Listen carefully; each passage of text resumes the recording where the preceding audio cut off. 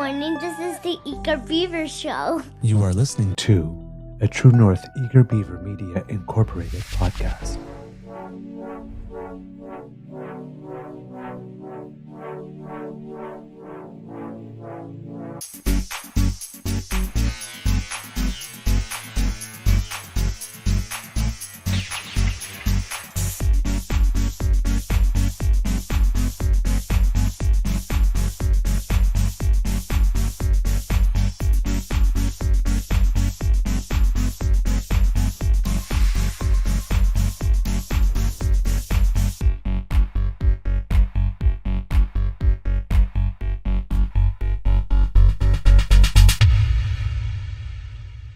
The True North Eager Beaver podcasts are proudly brought to you by our founding sponsors, the Misfit Mysteries from Corvid Moon Publishing, your source for science fiction, fantasy, and cozy mysteries featuring a broad diversity of characters, CanadianTarot.com, your uniquely Canadian online eclectic tarot community, and the Peppermaster, hot pepper sauces made from farm-fresh ingredients to thrill your taste buds and expand your mind.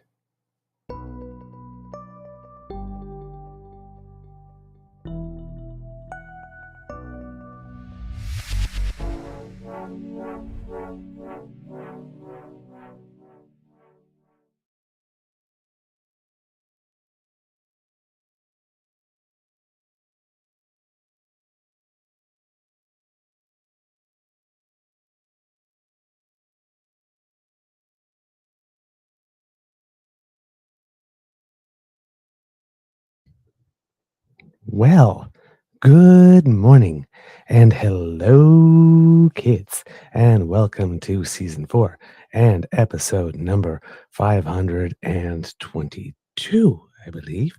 And no, sorry, not 22, 27, I believe, of the Daily Beaver Morning Show here on the Crier Media Network. Yeah. Today, recording day is Wednesday, December 4th, 2024. And it is definitely winter here at the Beaver Lodge, kids and cubs. Now, there's two reasons for which I know this. First of all, just the weather outside. When I went outside this morning, the ground wasn't completely covered. I can still see some of the pavement, but it's that frozen snow that looks like actual little tiny pellets that use like sometimes in stuffed animals or whatnot. And it's very, very, very crunchy. But the wind is really, really ripping.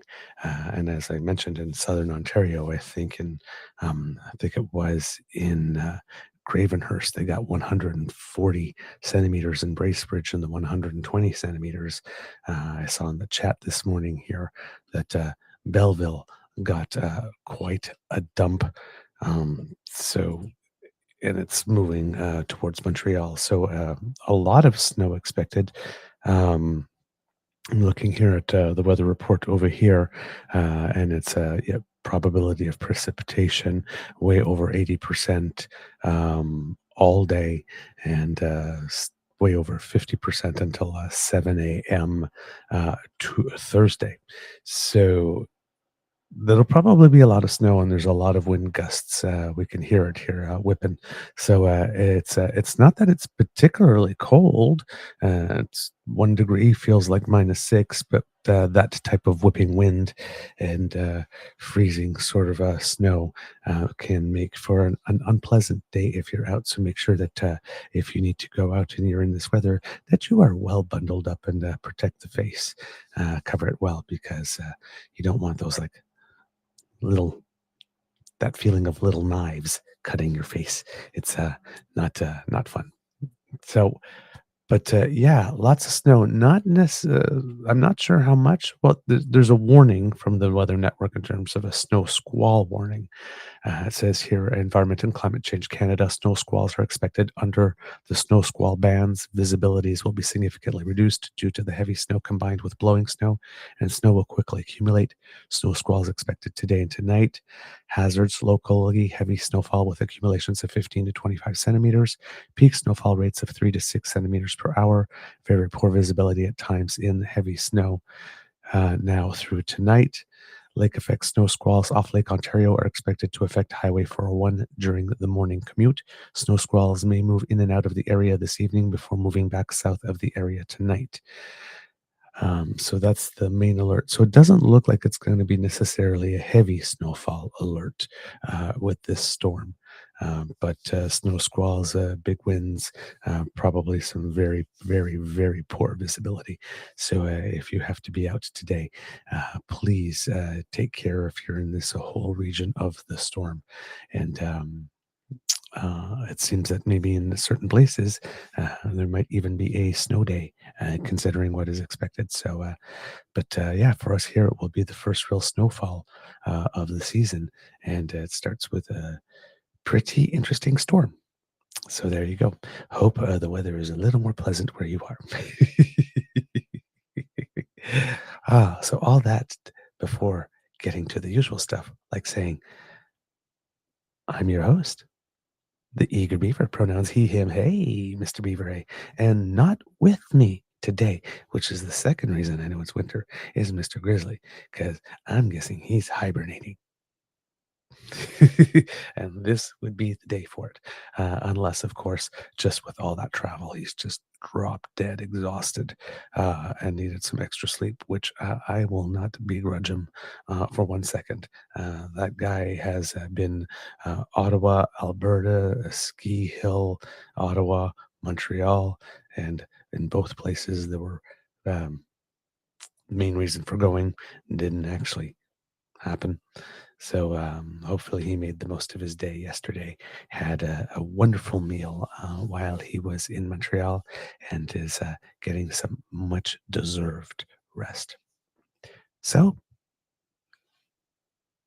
it's just you and me, kids and cubs. Kind of a little intimate morning. Oh man, see you all in the chat. Thank you, Kit Frankie, for the super chat donation. That is very, very, very kind of you. Thank you so very much. I appreciate it very much. Okay. Big thank you goes to our podcast founding sponsors, the Pepper Master, the Miss V Mysteries from Corvin Moon Publishing, and CanadianTarot.com. Today on the show, there's a little bit of domestic stuff, but it's actually been rather quiet, surprisingly. And surprisingly, um, not because there isn't news, but surprisingly because um, somebody's reaction was not exactly expected. So the day could have been dramatic with lots of news, but wasn't because somebody um, zigged rather than zagged. So we'll get into that. But most of the stuff has actually been international the last few days. There is lots of stuff going on in various countries, and we'll touch on a few of them today because they risk being things that we're going to be talking about quite a while. Sometimes they are things that happen over there, and we don't need to be too concerned about them. But this is a little different for various reasons. Not only that we are just a more global and more connected world nowadays, but um, interesting narratives and storylines and some unexpected moves, in a world that appears to be um, being turned on its head. It's just kind of more of that, that we are not in business as usual mode. Okay, kids and cubs. Ah, thank you, Kid Frankie. I love you too. Okay, um, let's see. Okay, let's start with the local stuff. Let's start with the local stuff because I mean, we are supposed to be about Canadian politics. The big thing yesterday was that the prime minister was to have a meeting with the leaders of the opposition parties. Normally, That's not something that happens. But if we are going to do this Team Canada approach, and this is a pretty clever move by the Prime Minister, you can have everybody stiping, or you can be the first leader of a G7, G20, or OECD country to go and have dinner with him uh, in a way that is very, very visible. Not that you made it visible, because, well, we all know that Trump likes to put on a good show. And if you say yes to a dinner invitation, especially again, if you are the dean of the centrist and progressive democracies around the world, that he'll take care of the rest with the celebrity and the lights and the camera and all that kind of stuff and promotion, because marketing is kind of his thing, right? So, and as his branding. So goes there, gets incredible publicity, sort of confirms his status as the person that everybody around the world should come and talk to on how to handle or deal with Trump, because he did it so successfully the first time and the whole world saw it. He comes back, could have just made a statement or held a press conference, but instead we got news from Dominic LeBlanc, the Minister of Public Safety, who was there, and the Prime Minister himself, who, may I remind you, did not make a big announcement that he was going to have dinner. He just up and went, had the meeting, came back smiling. People are talking about Keystone the next day. It's actually kind of badass when you think about it. But came back and then called all the leaders of the opposition parties, including Polyev, who I must say, I did wonder, um, would he even be allowed to attend? You know, given the whole security clearance thing. But apparently, yes, he was allowed to attend. And this after, remember, um, the prime minister came back and he rushed to a mic and said, the prime minister didn't get anything from it, came back empty handed, like he would know. Turns out he wasn't the only one who decided to go down that route. Blake Desjardins of the NDP decided also to um, make a statement suggesting the same thing, that the prime minister came back empty-handed. Um, Again, not sure why you would run to a mic before you actually hear from the person who went themselves about what the meeting is, and say that someone got empty-handed, came home empty-handed, when you have no idea at all. Now, if the person did come home empty-handed, you took a lucky good guess, unless there was some contextual information there, right, to let you know that that wasn't happening. But if the person does come home with something, then you just look kind of dumb, right?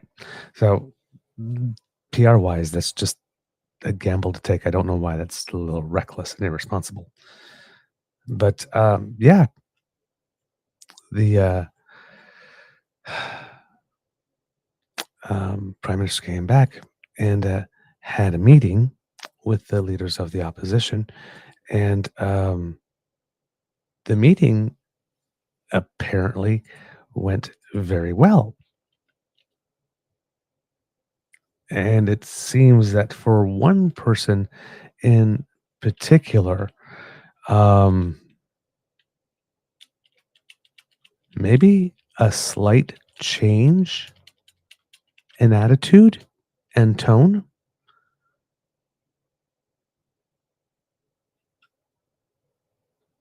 Now, according to the National Post, and actually, you know what? There's a lot of stuff today on this guy, and I'm really trying not to make this the anti Polyev show.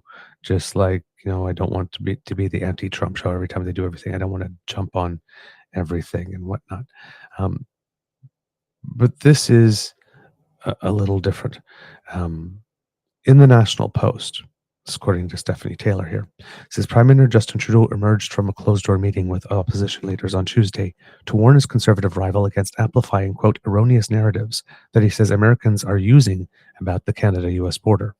Trudeau delivered the caution to opposition leader Pierre Poilievre in the House of Commons after they met face-to-face, along with other party leaders, to discuss Trudeau's meeting with US President-elect Donald Trump last Friday. And it would seem to me as well that if Pierre Poilievre truly does believe he's inevitable as the next prime minister, pushing those narratives, while it might serve him right now, temporarily, if he's the next prime minister, he has to deal with the fact that he pushed those narratives. He just creates a situation where Trump can go to the microphone and says, well, yes, it's true that the border is like that. I mean, he said so. Roll tape. It's not really in Pierre's interest, if Pierre is going to be the prime minister, to actually say these types of things, which will tie his hands behind his back pretty severely should he accede to the position. So this move of his, of doing that, isn't smart for the nation, and it isn't actually smart for him personally if he stops and thinks about it. Quote, what Trudeau said was, we don't negotiate against ourselves. It would be helpful in the coming weeks and months if we didn't in any way amplify the kind of messaging and language that the Trump administration is using to attack Canada, Green Party leader Elizabeth May recounted to reporters after the meeting. Trudeau invited party leaders to be briefed on the discussion he had with Trump and the Canada-US relationship. The federal Liberals are hoping to talk Trump off his threat of imposing a 25% tariff on Canadian imports over concerns about illegal immigration and fentanyl flowing into the United States. He made the same threat to Mexico. During Tuesday's question period, Poilievre told MPs that Trudeau has lost control of everything. He lost control of the borders, lost control of immigration, lost control of spending and the deficit, said Poilievre. This has put Canada in an unbearably weak position because, again, if you're the prime minister, or you're going to be the prime minister, you think you're going to be, right, less than a year before being prime minister, shouting to everyone on tape that Canada is a country that is in an unbearably weak position, and then you have a vulture negotiator on the other side.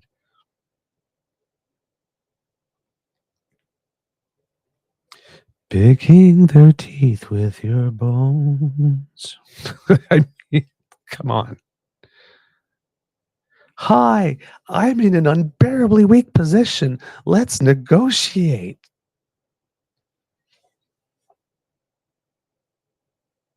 Dumb. Just dumb.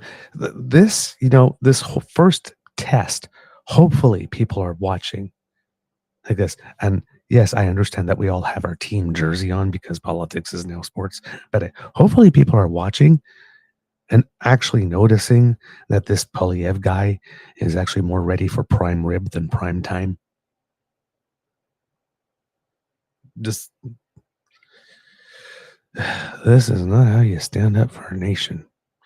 Trudeau responded by saying he believes Poilievre, quote, needs to reflect carefully on whether he really wants to amplify the erroneous narratives which he says Americans are advancing when it comes to issues surrounding the border. Quote, less than 1% of migrants coming into the United States irregularly come from Canada, where 0.2% of the fentanyl coming into the United States comes from Canada. Now, and then it says amplifying these broken narratives is simply not responsible leadership. Now, one thing to note is that while it is true that less than 1% of migrants coming into the United States irregularly do come from Canada, that number itself has been going up rather quickly over the last year and a half to 2 years. It's not to a ridiculously high number compared to the southern border especially, but for us, it is high relative to ourselves. Since Trump won the presidential election on November 5th, Poilievre has accused Trudeau of being too weak to defend Canadian interests. He has also taken aim at the Prime Minister's handling of immigration and for pushing a consumer carbon tax and proposed cap on oil and gas emissions, which he says makes the country less competitive for industry and businesses. Trudeau has, for more than a year, lagged Polyev in public opinion polls as Canadians express a desire for change and anxiety over the cost of living and housing prices. Leaving Tuesday's meeting with Trudeau, Polyev struck a more muted tone, telling reporters he told the Prime Minister that conservatives could be counted on to make the case that American tariffs would not only invite retaliatory tariffs while hurting American consumers. Quote, this is a president, an incoming president, who was elected on the promise to make America richer. These tariffs would make America poorer. They would raise energy prices when he promised that he would cut them in half. They would kill American jobs and drive up American cost of living, Polyev told reporters. Those are arguments that I intend to make to anyone in a position of authority who will listen to them between now and January 20th. And I think it should be easy to make those arguments and easy to convince the Americans and even Mr. Trump's most nationalist supporters that this is bad for them and bad for America. Huh. Goes into the meeting. Trudeau is too weak to do this and can't defend Canada. And he's terrible and he sucks. And every now and then he has a bad hair day. And when he does, I'm there for it. And whatever he throws into the kitchen sink today. And then he comes out of the meeting and it's like, yes, I will make the argument to anyone who will listen between now and January 20th. I will be completely on board Team Canada. And it should be easy to make these arguments because they are so obvious. We went from being a broken country to a country that, if we disrupt trade with it, could be significantly, not as much as it would be the other way around. Of course, the United States has, many other partners, but definitely enough to be noticed and to be disruptive. Hmm. So, over the past little while, we've seen the Prime Minister wrestle the political agenda away from Polyev with the GST thing and the tax thing. Then, as everybody is winding up the narrative that we should throw Mexico under the bus and that the Prime Minister is too weak, shows himself as the guy whose call the president-elect will take and the guy that the president-elect will invite to dinner. The meeting goes super well when they say that this guy's not respected and such a loser. Um, the president-elect himself is beaming about it. The prime minister comes back smiling. The next day, there's talk in the United States about Keystone. And then the prime minister, rather than grandstand, calls all the opposition leaders together, and his number one reign rival, the one person who has not had anything nice to say about him at all, in fact, many slanderous and rather libelous things to say about him, for the past better part of the past 2 years, suddenly emerges from that meeting. And yes, I will be on Team Canada and I will do as the Prime Minister asks on this thing.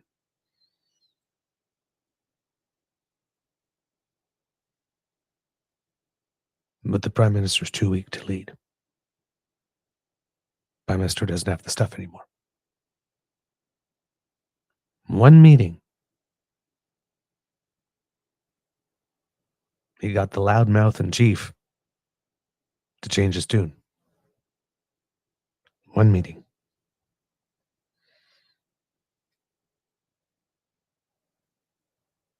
There must have been something,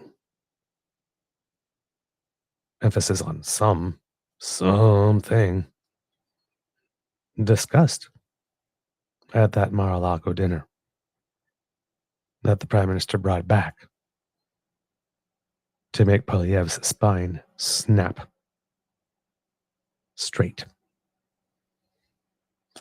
Don't know what it is.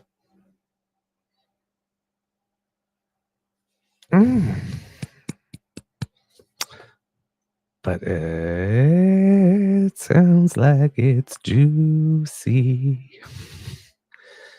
So we'll wait to see what happens there. But it's not. You would expect, given everything we know about this guy, from him to emerge from that meeting and completely be slagging the prime minister. This whole meeting was disappointing, and there's no real plan. And yeah, he did take a couple of shots, really, really mild ones compared to what he's been doing normally. And seems that, yeah, rather than being the typical obstructive pest that he is, that on this he's actually going to cooperate. Now, of course, this will look good for him too, because right now the image is that he can't play nice with anybody at any time for any reason. If he's able to maintain this, he's going to be able to say that's not exactly true. So it's not like this is all bad for him. It's not like there's no opportunity for him in this to spin this. But as we say on the show often, new behavior should always make your ears prick up when there's behavior you expect of someone and you don't get that. And that warrants a little investigating and paying attention to. Believ is displaying some rather new behavior here. And when I say rather new, I mean this guy's been on the political scene for about 20 years. I've never seen him cooperate with anyone. Apparently, there was a time he was a very personable and good constituent CNP. That's how he built a solid reputation that now he can take his constituents for granted, I guess. But other than that, he plays well with others isn't exactly on his report card. So, emerging from the meeting, quote, muted, as the article stated. And, yes, I'm going to do this anytime because I'm going to make the case. I'm going to be on board. Like this is all something we need to do, rather than the typical, oh, that prime minister is such a duty head.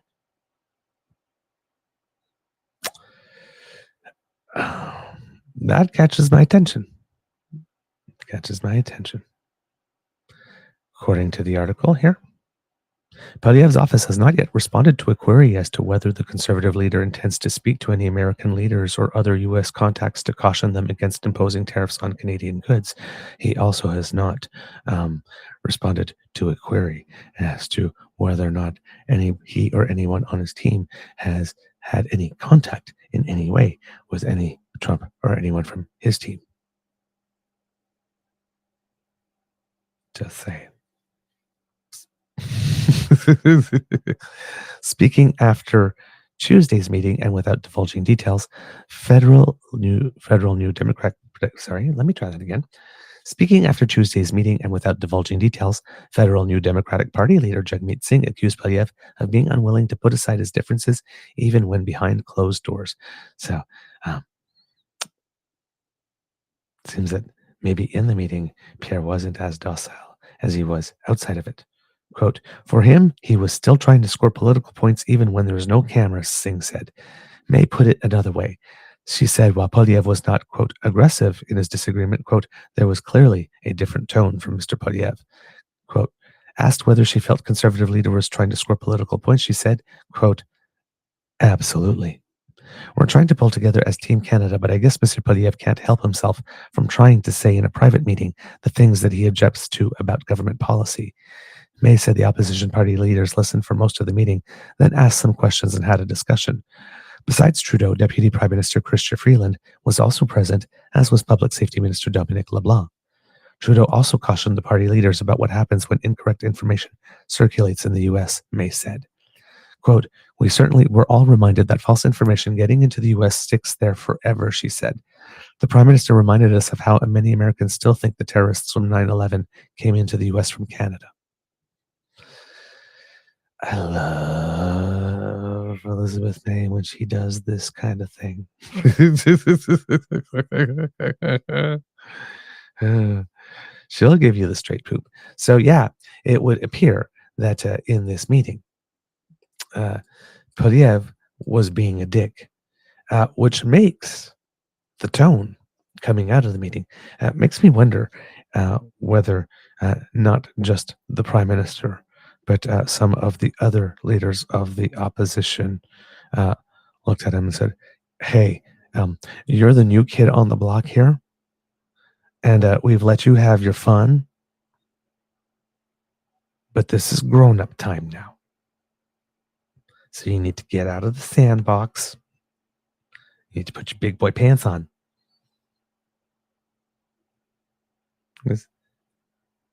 And this is the yard you get to play in.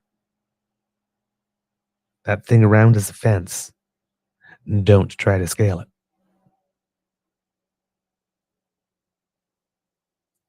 So hopefully, hopefully, this is what is going on here.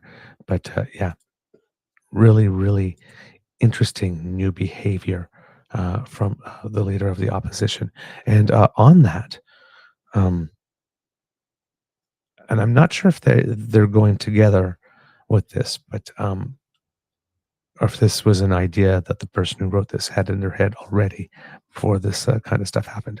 But in the National Observer today, Max Fawcett, for whom I have, and I'm pretty sure I can speak for Mr. Grizzly on this one, a great amount of respect, writes Pierre Poilievre's problem with the truth.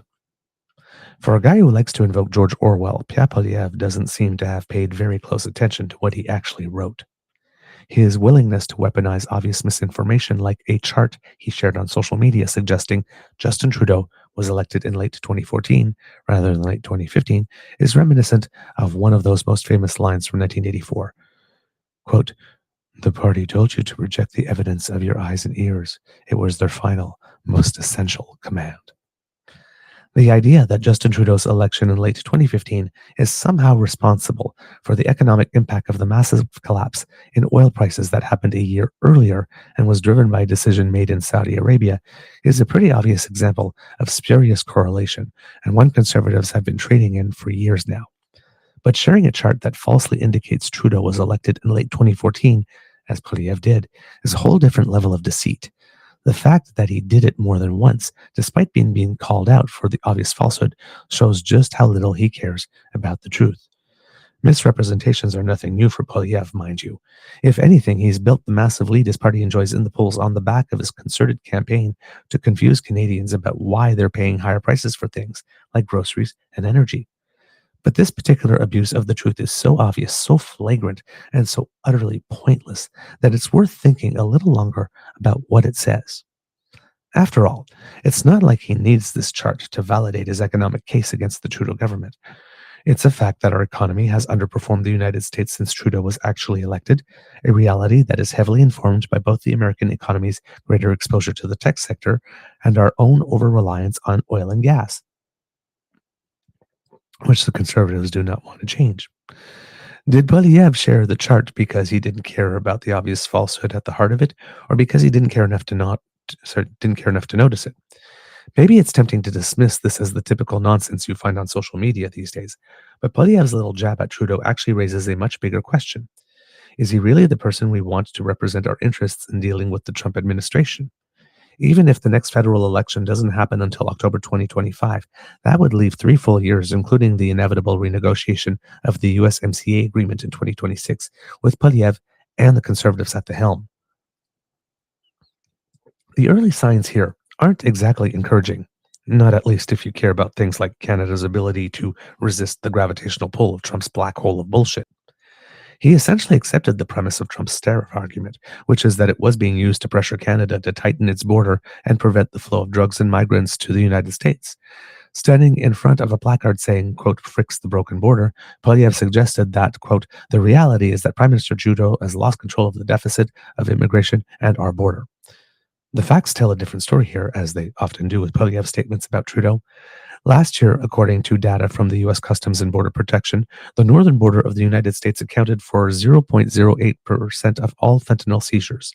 The previous year, it was even lower at just 0.02% of all fentanyl seizures. And while irregular border crossings from Canada have risen in recent years, the direction of flow could easily switch with the Trump administration's plans to deport millions of illegal migrants.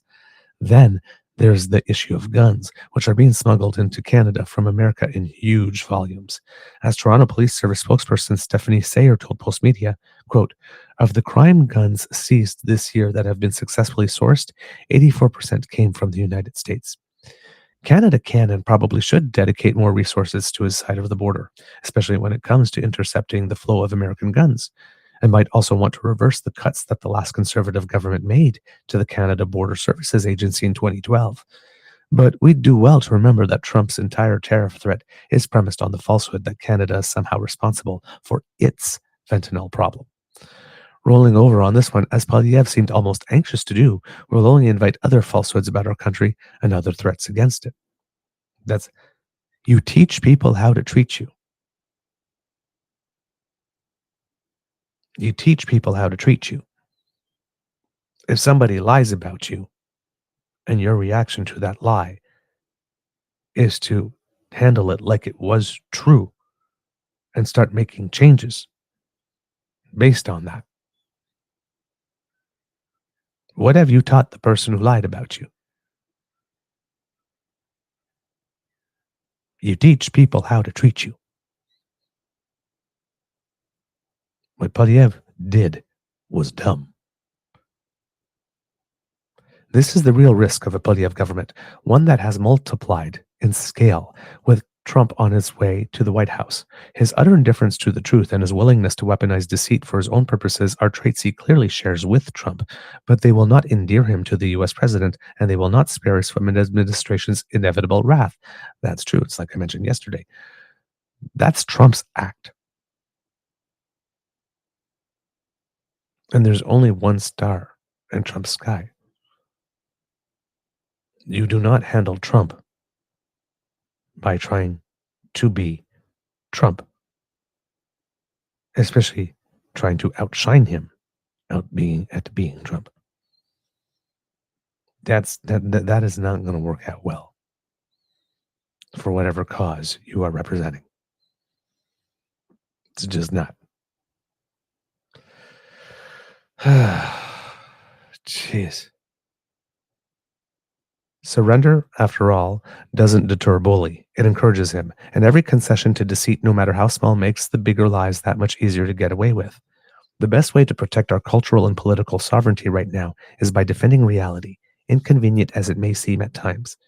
With Trump in power and our social media overlords increasingly unwilling to do anything to stop the spread of falsehoods and conspiracies on their platforms, we are well and truly on our own here.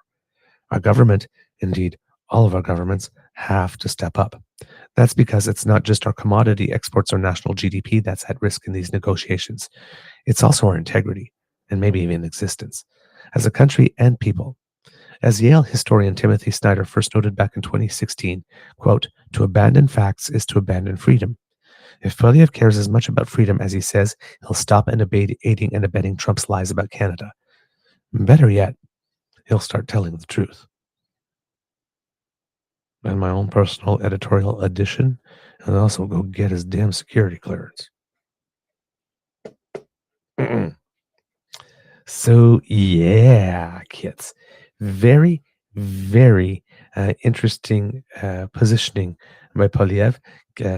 Said, put a pin on that. Keep your eye on that because I don't think Polyev himself expected to be in this position. So, and he's not particularly good on the fly and without a script. And right now, he's without a script. He is on the fly, and he is also not controlling the narrative at the moment. So this is a very uncomfortable position for him. And of course, he and Doug Ford don't get along. And I'm sure the Polyev camp has noticed Doug Ford positioning himself. So Let's see what's going on. Now, in other Polyev related stuff here, Jagmeet Singh said that he won't support a conservative non confidence motion that uses his own words. This is from the Canadian press.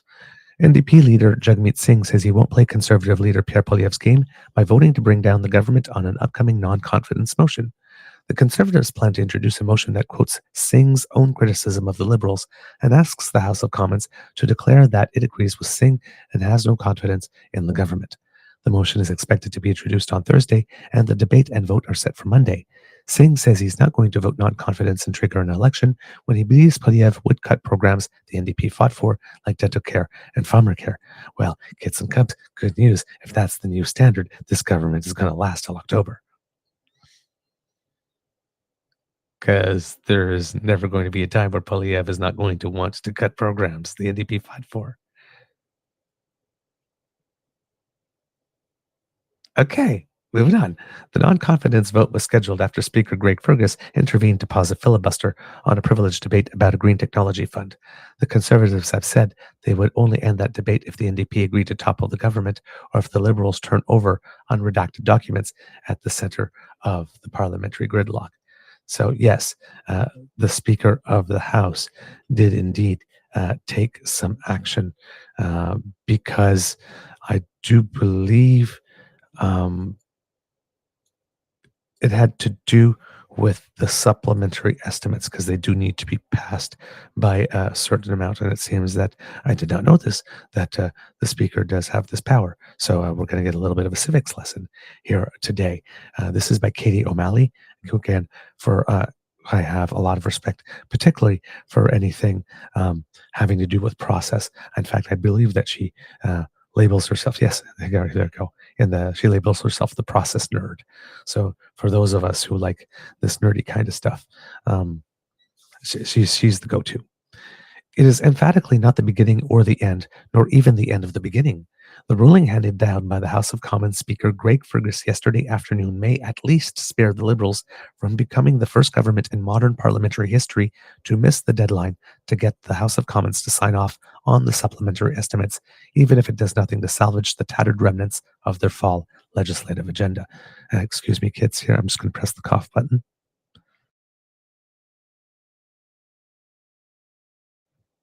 Thank you. As iPolitics reported yesterday, shortly after question period wrapped up, Fergus served notice that, given the time sensitive nature of the estimates, which, as per the timeline established by the standing orders, must be disposed of by close of business on the last day of the supply cycle, there's some process nerdism there for you, and the apparent lack of cross-aisle agreement to suspend the privileged debate to follow the standard end-of-sitting protocols, he would have no choice but to exercise his authority as Speaker to ensure that the vote takes place, which in this case would mean setting aside the last 4 days of the supply cycle for opposition motions, with the final vote to be held on December 10th when the current cycle automatically wraps up. So if I'm understanding this correctly, is that if there are certain things that absolutely need to be done by certain days, like for example, supplementary estimates, the speaker does have the power to say, okay, I understand that you're filibustering, but we're going to stop that right now. And the business that absolutely has to get done is business that is getting done. Thank you so much. And it seems that in order to do that, the last 4 days of the cycle were scheduled for opposition days motions, and it seems that those would have to be set aside. So this would mean that well, there's going to be the one Thursday, but any of the other ones that the conservatives had, the conservatives who vowed to use every opportunity to bring down the government, um, they seem to have passed on using every opportunity to take down the government. And it kind of makes me wonder why it is that Pierre Poilievre all of a sudden isn't as anxious to go into an election as he claimed he had been. Hmm, interesting. All right. Um, Barring a last minute challenge to his decision, which, given the current mood in the chamber, could definitely be forthcoming, Fergus's move may stave off a temporary cash crunch as far as the interim operating budget, but it will do nothing to break the deadlock that has blocked the government's legislative agenda since the last week of September. Now, I don't know if not approving the supplementary estimates is in any way similar to what happens in the U.S. about not wanting to expand the credit limit of the United States, which the Republicans often do to brinksmanship and then often cause a shutdown. Um, I don't know if this is the type of thing that causes some type of shutdown or slowdown. I would assume that if the estimates are not approved, they cannot be spent. So it would create some difficulty in a lot of programs.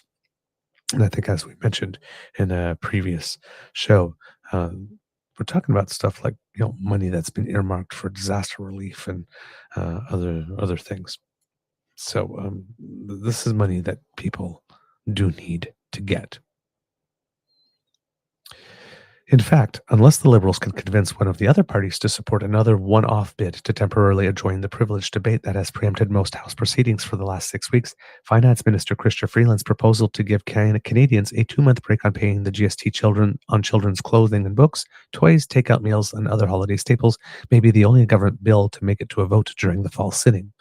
Although much has been written about the dispute at the core of the current cross-aisle battle, including by Process Nerd, who has been following the saga since it first emerged as a potential sleeper issue over the summer, it's worth noting again just how unprecedented it is for a privileged debate to override regular parliamentary programming for an entire sitting.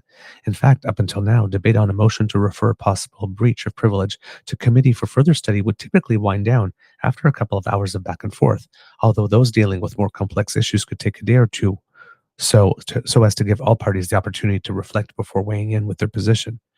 Under normal circumstances, most, if not all members, particularly the one who brought the complaint to the Speaker's attention in the first place, would be downright impatient to see it sent to committee.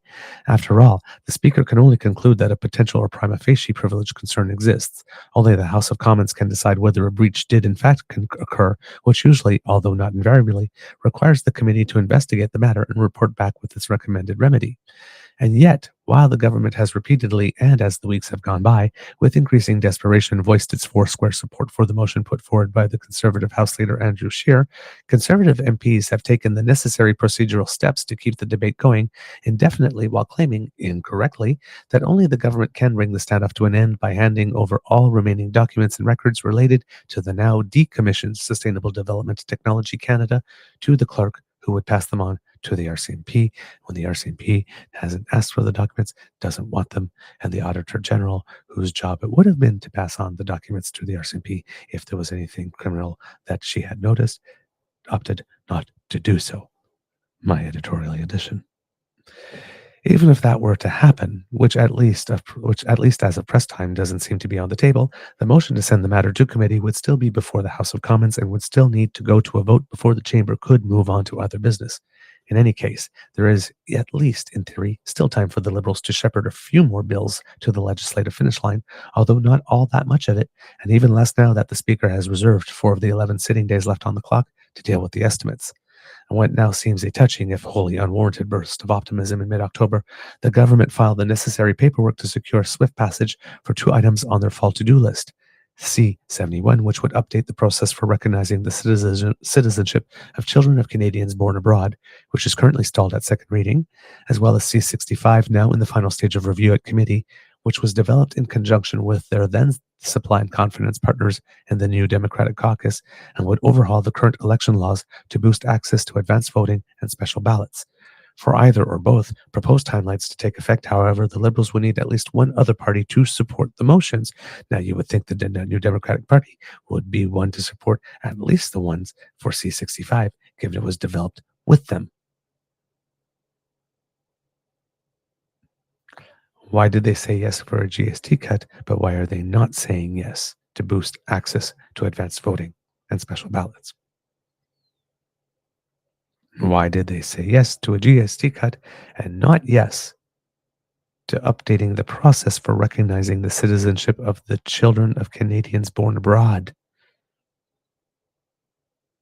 recognizing the citizenship of Canadian citizens seems rather important. Why one and not the other? The question needs to be asked. That's a situation he himself put himself in. For either or both proposed timelines to take effect, however, the Liberals would need at least one other party to support the motions. Meanwhile, Freeland and her team could make another attempt to convince the New Democrats to back the proposed working Canadians benefit, the one-time $250 payment to every adult Canadian with reported income under $150,000 in 2023, which was announced in tandem with the GST holiday, but was immediately rebuffed by both the New Democrats and the Bloc Québécois for excluding seniors, people living with disabilities, and others who may have not worked in 2023. And again, to be precise, it's not all seniors and all people living with disabilities. It is seniors and people living with disabilities who did not work in 2023. If you did, you qualify for the benefit. As for her traditional fall fiscal update, although Freeland may find a way to deliver her speech, either as a ministerial statement or alternately outside the House of Commons itself, any new measures that she might want to include would likely require legislation to proceed. In any case, without an 11th hour burst of cross aisle conviviality leading to a mutually agreed upon resolution to the privilege debate, or of course a snap election, when the House reopens for business in January, the Liberals will find themselves in exactly the same position as they are right now. Yes, even in the event of prorogation, as the privilege complaints could be resurrected and reinstated at the top of the daily agenda. For their part, as content as the Conservatives may be with how thoroughly they have managed to disrupt the government's plans for the fall sitting, they might want to start coming up with an exit strategy. After all, even if the last year or so of polls show their party heading for a potentially record-breaking majority victory in the next election, the time will eventually come when a future Conservative government, perhaps even under Prime Minister Pierre Poilievre, could be forced to govern as a minority, at which point he may well come face-to-face with the ghost of privilege debate precedents past. Yeah, indeed. So yeah, this is it also creates the narrative for those who are paying attention. Unfortunately, may not be as many, but that this guy is not interested in doing anything. I mean, if all he's doing is interested holding up the government's agenda, no matter what it is, regardless of how good each individual policy might be, um, you know, while he's opposing his MPs asking for housing accelerator fund money, while he's not allowing people to fraternize. Um, yeah, you know, it's it just feeds into my hypothesis that time is not his friend. And yeah, so uh, if they are not doing what needs to be done to table all their opposition day motions to bring down the government, if they're not allowing the estimates to be tabled, and the estimates which are a confidence motion because they're a money bill, so they're passing on that opportunity. It's not looking like the Conservatives have their heart in it all that much. We know that the NDP doesn't at the moment. They still need to fundraise and all that kind of stuff. Um, and I think that the Liberals, even though there's a lot of their policy agenda that they would like, of course, to put through, that they're quite perfectly fine with this, with you know nothing getting through, and being able to point to the Conservatives. They're also able to point at any of the other two opposition. I'm not counting the Greens in this one, only not out of disrespect, but with 2 seats, they don't have enough to swing the balance. But the other two opposition parties, the Bloc and the NDP, also not, because, like I said, all they have to do is say, for this one day, we're going to suspend this like they did for the GST cut, and it'll go through. So that means that none of these pieces of legislation, even this one C-65 that emerged from the supply and confidence deal, are not important enough to these parties to actually get passed. They would rather that the filibuster contain and that the federal government be embarrassed. That's their biggest priority. It's definitely a bigger priority than getting these pieces of legislation passed, because they could just pick and choose. We really want that one, so put that. No, we don't want that one, so we won't. But that's not what they're doing. So, um, nobody's being particularly good here. Nobody's being particularly good here. Yeah. Out of all of them, um, the Liberals, even though it was the initial refusal to put over the documents, and like I said, the reasons appear to be is that, this would be unconstitutional, so they're not going to do it. And there's already a decision from the speaker to refer this to committee, as this article says, where the motion of privilege needs to be debated and everything before it could be presented back to the House to be actually voted on. And sorry, it needs to be investigated and debated and all that kind of stuff. So they're not even allowing for that to happen. So it's not like somebody's saying no, go away, saying, okay, we'll entertain your thing. Let's send it to committee. And they're not willing to do that. They don't want the committee to investigate that. They're just saying, we asked for the documents, give us the documents now so that we can do something unconstitutional with them. This we've openly declared that we said we're going to do something unconstitutional with. So basically help us break the law or help us blow this investigation. It's just it doesn't, the whole thing doesn't make sense. And like I said, I just don't understand why the Bloc or the New Democrats are not trying to score a couple of points here and there by taking a couple of bills, singling them out, and doing the thing they need to get it passed, and then spinning how, you know, the Conservatives are literally just being useless and wasting all of our time. And thanks to them, their decisive leadership, they are not going to allow that to happen on this bill because it is just too important. But they're blowing past all of these opportunities. It's just it uh, it boggles my mind. It just boggles my mind. Okay, that's the domestic stuff. Now internationally, um, there is some really weird stuff happening. Going to start in South Korea, where I think yesterday morning, the good people of South Korea, a democratic country, but relatively new to democracy, last 50 years or something. I believe there was a military rule at some point in the 80s there. Um,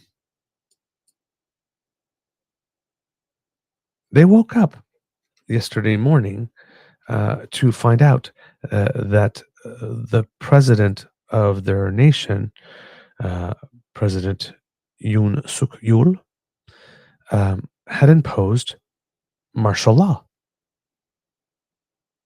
They were now under military rule. Now, the main reason for that is that he was accusing or stating that there were some Northern Korean elements within Parliament that were blocking the progress of his legislative agenda, and therefore this move was necessary. And the move had things, the edict had things around it like the suspension of political activities and the bringing under the control of the president of the media. And the people decided that they were not going to entertain that at all, a lot because of the history. They were under military rule in the 80s. There are people alive still, right, that remember what that was. So it's not like one generation or two generations ago. Like, there are people alive right now that was like, no, we're not, we will not be doing that. So there were mass protests, and everybody in the legislature kind of got together, and I guess they reopened Parliament, and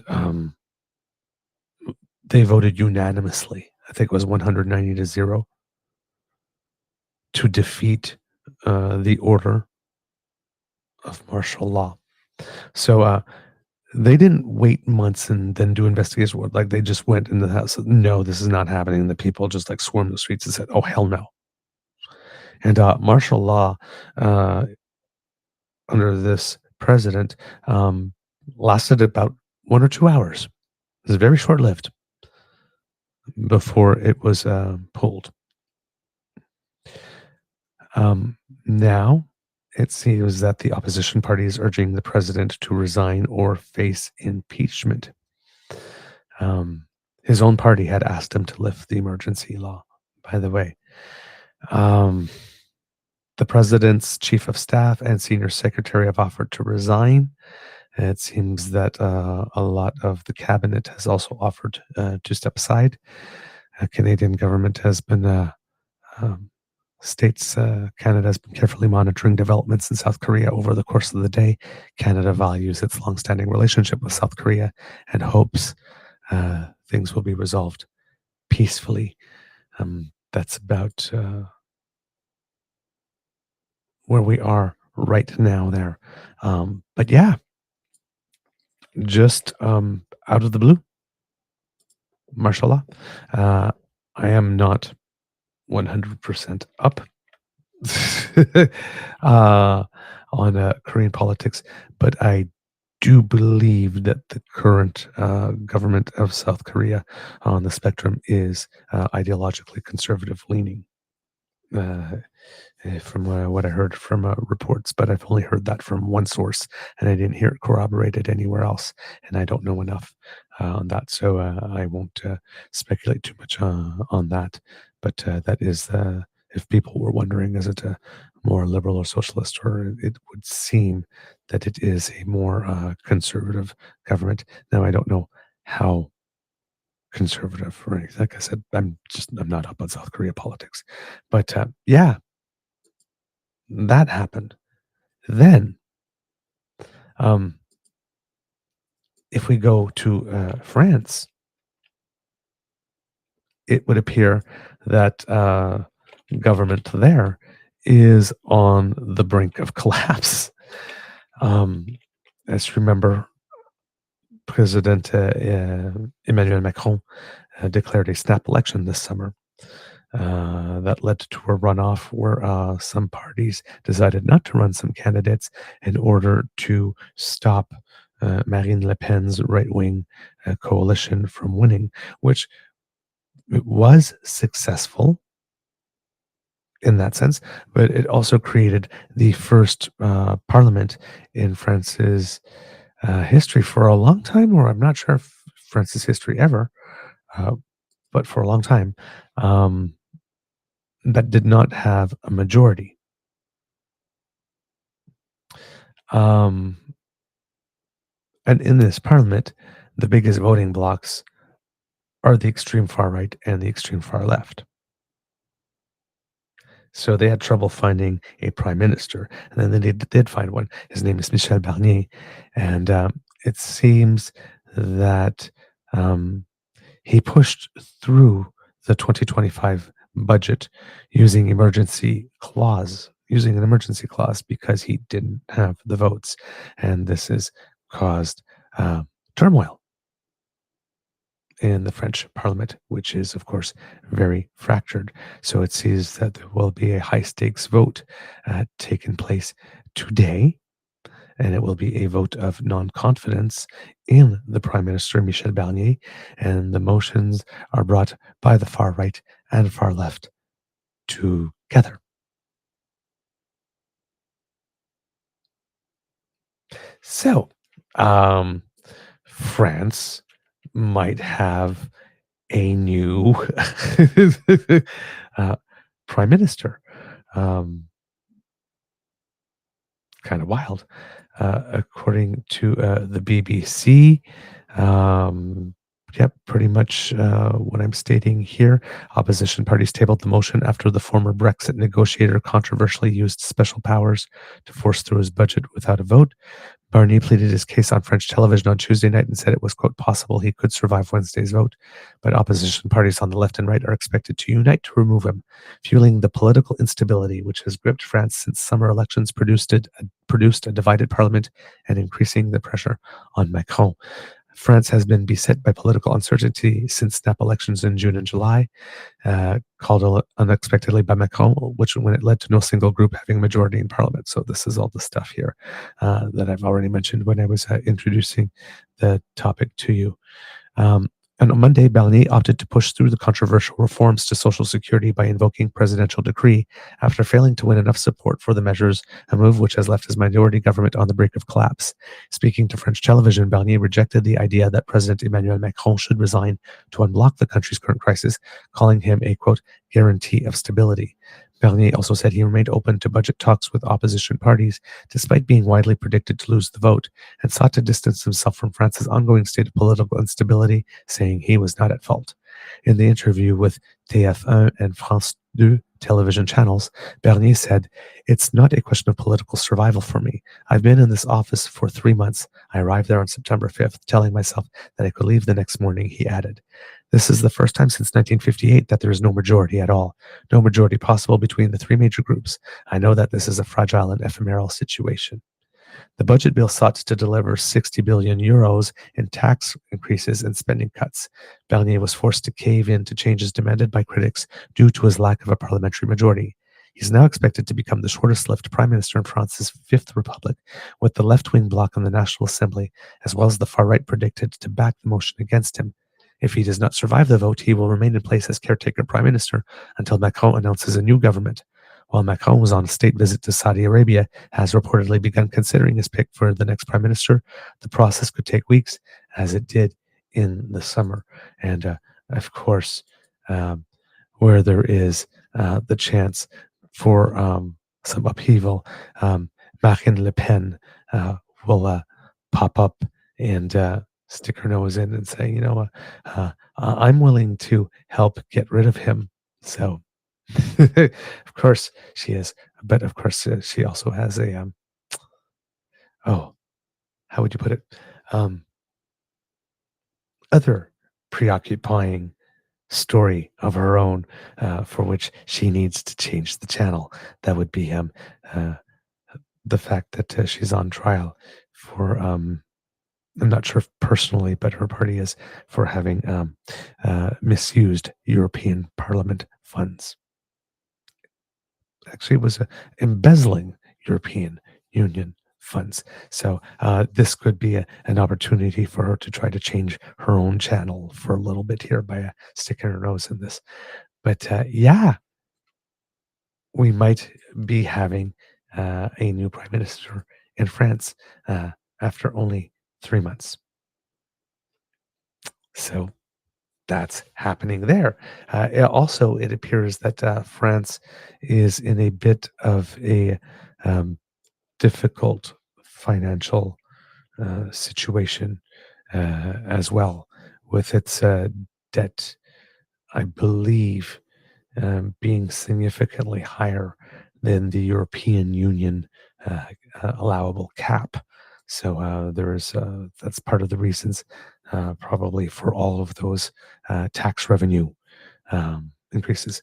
I just saw a text come in from Mr. Grizzly, and he was indeed hibernating.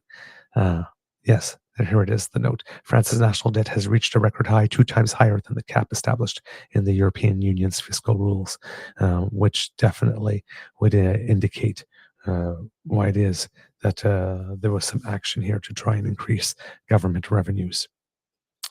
Well, I'm not sure if it finally, but another place where there is a certain amount of unrest at the moment is in the tiny nation of Georgia. Um, I believe it's a nation that borders the Black Sea, but on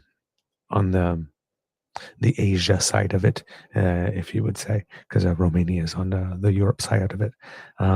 But it is it's a tiny nation, um, and Russia currently occupies about 20% of it. Many years ago, Russia went in and had a little military option back in the days when we weren't bopping him on the nose with the newspaper for doing that kind of thing, which emboldened him to try Ukraine. But he test run this type of stuff in Chechnya and Georgia before. But Georgia had a recent election, and it seems that there's a party that's called the Georgia Dream Party, which is closer to Putin, that took 54% of all the ballots, and everybody is claiming that there is voter fraud as a result. And it seems that it was obvious enough voter fraud that the European Parliament passed a resolution rejecting the results of the nation's recent election. And it would seem that the current president of Georgia, who is more left-leaning, pro-European, even though her role is a little more ceremonial, is refusing to step down as president um, until this whole election thing can be dealt with. So it seems that in reaction to the European Parliament rejecting the results of the nation's recent election, the new government in Georgia, which is more pro-Russian, has announced that it will be suspending talks uh, between Georgia and the European Union, talks regarding the accession of the nation of Georgia to the European Union until 2028. That caused an already rather upset population that does not want to turn back to Russia because it had worked so hard to liberate itself from Russia after the fall of the Soviet Union, and then Russia came in and then took 20% of the territory and is occupying it. So they would really like to get on, like Ukraine would, with joining the EU and maybe potentially NATO. So there's now, I think, sixth or maybe seventh straight night now of demonstrations in the Georgian capital, Tbilisi, from the people who are making their displeasure with the recent elected government and their decision to suspend European Union accession talks known. There's been at least 200 demonstrators that have been arrested so far in those protests, and we're probably going to hear a lot more about it. Georgia's current president is named Salome Zurabchili, and she declared the current parliament illegitimate. So that's why she is not stepping down. The U.S. State Department says that it's ending its strategic partnership with Georgia and is condemning, quote, the excessive force used against Georgia's rightfully protesting this betrayal of their constitution. It was in 1991 that Georgia had gained independence from Russia. So this is you know, 9 years, 20. So this is 33 years now that they've been trying to make their way and control their own destiny, and somebody just won't let them do it. So that's going on as well, kids and cubs. All right. There's a couple of other things going on, but those are the main things. Syria is still happening, Gaza is still happening. Um, the rebels in Syria are making more gains, although the Russians are helping to bomb their positions as much as the Russians can help because they're overtaxed. There are, like I said, Israel is still bombing in the area, even though the ceasefire is holding, but there are a lot more complaints now.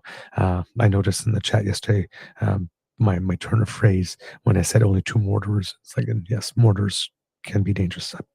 Absolutely. 2 mortars, absolutely dangerous.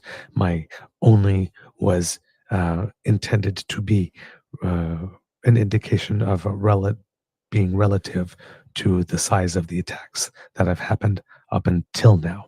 So the point being that Israel has made it clear that it will respond with overwhelming power to whatever violation, no matter their words, uh, no matter how minor or what's the word that they used? Minor or severe. I'm guessing that wasn't the exact terms, unfortunately. But yes, that they would. That there we go. Netanyahu promised to enforce the ceasefire with an iron fist, any violation, minor or serious. So in this case, what I'm saying only is that even just two mortar launches, even if it hits nothing, it doesn't cause any damage, will be treated as just as serious as a barrage of rockets being thrown. So Israel is not not planning to tolerate anything whatsoever there. So those are about the biggest things there. Um, the last thing, well, maybe not the last thing, but I said I was going to talk about it yesterday when I promoted the show, and then kind of forgot it because yesterday was sort of a whirlwind uh, news day with a whole bunch of stories that were interconnected and weaving into one another, and that kind of my wanting to talk about this kind of left my mind. It was when the show was done. I was like, oh yes, I forgot to talk about it. But on the 1st of December this year, as it is every year, is World AIDS Day, and we don't talk as much about HIV and AIDS as we used to when it was definitely, how would I say, more virulent, and when the consequences uh, were that much more devastating, way more quickly than they are today, because fortunately, today we have treatments, and you know, uh, people are living longer, fortunately, but it's still an issue. It's still an issue, and the what is this here? Oh no, that's not going to be helpful whatsoever. I am sorry. Um, there has been progress in the fight against HIV and AIDS on world scale, uh, particularly in sub-Saharan Africa. There was um, a report that was put out by UNAIDS that was indicating that things were better. Here, according to the World Health Organization, we have over here this year. They have it saying here, marginalized populations continue to bear the brunt of this epidemic, facing disproportionate impacts due to stigma, discrimination, and in some cases, criminalization. HIV rates are particularly high among key populations, such as men who have sex with men, sex workers, people who inject drugs, trans and gender diverse individuals, and prisoners. It is crucial that we address the social, economic, legal, and cultural inequities that hinder access to HIV services for all. Prioritizing those left behind and dismantling discriminatory laws are essential steps towards achieving our global HIV targets and realizing the universal right to health. As we reflect on the current landscape, we recognize that 39.9 million people globally live with HIV, and 1.3 million new infections were reported in 2023, far exceeding the 2025 target of fewer than 370,000 people. In the World Health Organization's Southeast Asia region alone, there are approximately 3.9 million people living with HIV, representing 10% of the global burden. In 2023, 78% of people living with HIV in the region knew their status. 66% had received life-saving antiviral treatment, and 64 had suppressed viral load among people living with HIV. While we must have made significant strides in reducing HIV/AIDS rates through strong national commitments, we must acknowledge the ongoing challenges that persist. There are 80,000 children and adolescents aged 0 to 14 estimated to be living with HIV, comprising 2% of total HIV cases in the region, predominantly due to vertical transmission, which is mother to child transmission. But according to UNAIDS, which is the one I would like to find for you, kids and cubs. I'm so sorry that I do not have it. I had taken notes and I cannot find the notes on World AIDS Day. In sub-Saharan Africa, the rates are going down. Hold on. I apologize, kids and cubs. Yep, I'm having trouble finding the information today. All right. All right. In Canada, unfortunately, HIV infections are increasing, according to the Chief Public Health Officer of Canada on World AIDS Day. Today marks World AIDS Day. That's December 1st, and the beginning of Indigenous AIDS Awareness Week. This year's theme, Take the Rights Path, highlights the importance of safeguarding human rights as a cornerstone of protecting health. It calls on us to uphold dignity and equality and compassion in our collective efforts to end the HIV epidemic. These core principles can help to reduce stigma and barriers to testing, treatment, and care, and guide Canada's actions to address sexually transmitted and bloodborne infections. In 2023, there were 2,434 people newly diagnosed with HIV in Canada, which is a 35% increase since 2022. Individuals aged 25 to 39 make up a significant portion of the new cases. This upward trend in new HIV diagnosis is the result of many factors, including the increased testing following decreased testing rates experienced during the pandemic, social determinants of health and risk factors such as housing insecurity, rural or remote residence, lower income, substance use, experiences of violence, and lack of access to health care also influence infection rates. The Public Health Agency of Canada continues to work with partners on equitable access to testing, treatment, and care for HIV. Over the past several decades, the scientific knowledge base and toolbox of HIV innovations have expanded, and it is important that we continue to raise awareness of the range of prevention, testing, and treatment options that we now have available. Canada supports undetectable equals untransmittable, or U equals U, if you know the jargon of this subculture.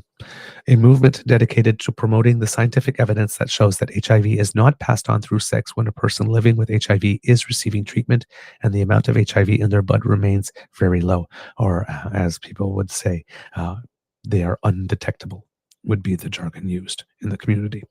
This knowledge also encourages more people to seek HIV testing, begin treatment, and reach viral suppression, which can help prevent new cases of HIV and lead to improved mental, physical, and sexual health.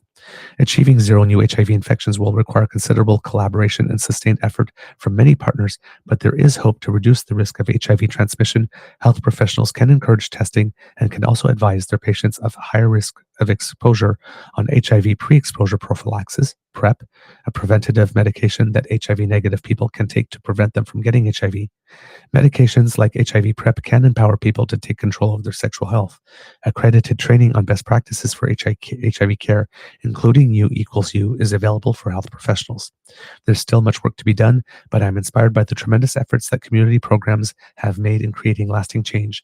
It is through listening to the voices of people living with HIV and working closely with community that we can take the rights path and achieve our common goals. By putting human rights first and working together, we can reach our goal of ending HIV as a public health concern by 2030. Dr. Teresa Tam, Chief Public Health Officer of Canada. So, yes, 5.2% increase in HIV/AIDS infections in Canada alone. That's too much. That's too much, and that is not the direction we want things to go in at all. So we need our governments to focus more on prevention and getting the message out, and making sure that we have appropriate sex education, age appropriate, but sex education, this including teaching about consent and teaching about um, having the right to say no, right?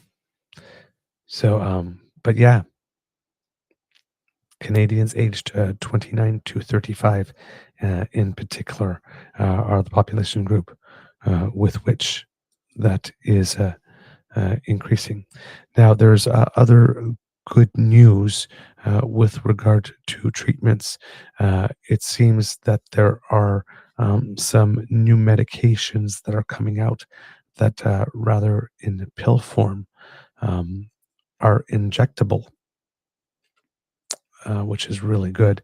And it allows people uh, only twice a year to go get an injection. Uh, and that will take care of everything for them. And so there's one called Cabenuva, which consists of 2 injections, one in each buttock, initially once a month for 2 consecutive months. After this, uh, every month or every 2 months, as decided by your doctor, and it's considered a complete treatment for people with HIV. This one. So, says here, when starting the new treatment, the 2 pills Vocabria and Endurant are first taken daily as an oral replacement for your previous treatment. These pills are taken with a meal. Prior to changing treatment to the combination of Vocabria and Endurant, your viral load should be less than 50 copies per milliliter or undetectable. The combination of Vocabria and Endurant pills is a complete treatment, but its use is temporary, usually for a month. The main purpose of initiating the temporary oral formulation of these drugs is to ensure that you can tolerate them and to maintain your viral suppression, because you wouldn't want to inject something the first time, because in the quantity that it would take to time release over a course of a month or two, and then say you have an adverse reaction, you first want to try that with a pill, a small dose, and then make sure there's nothing, and then move to an injectable. So this is actually very good for safety. Um, yes, okay, so making sure that you can tolerate them and you can maintain your viral suppression. At the end of this time, as long as your viral load is still suppressed and you are not having side effects, your doctor will change your treatment to Cabenuva, the injectable version of these anti-HIV drugs. Cabenuva consists of 2 injections. Like as I mentioned before, it's considered a complete treatment. So this is a big development that really matters, because your assiduity to taking drugs matters. That, for example, for antibiotics, I believe, if I'm not mistaken, that you know doctors want you to be compliant at least at a 70 to 80% rate with your antibiotics, and most people aren't, and a lot of people don't even finish them. Right? They don't finish the whole course and all that kind of stuff.